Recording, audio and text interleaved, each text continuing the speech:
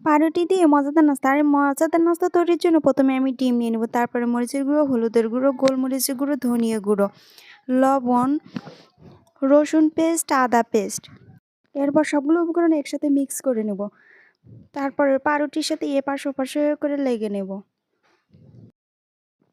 Fry প্যানে তেল দিয়ে ডিম দিয়ে দেব।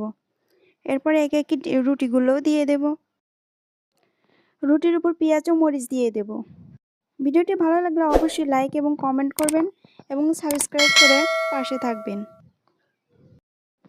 এপাশ ওপাশে করে ডিম তুলে দেব এবং আবারও রুটি ও পেঁয়াজ মরিচ দিয়ে দেব।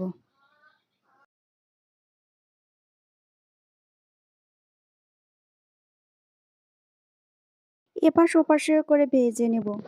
এতক্ষণ ভিডিওর সাথে থাকার জন্য ধন্যবাদ। প্লিজ লাইক এবং কমেন্ট করে যাবেন।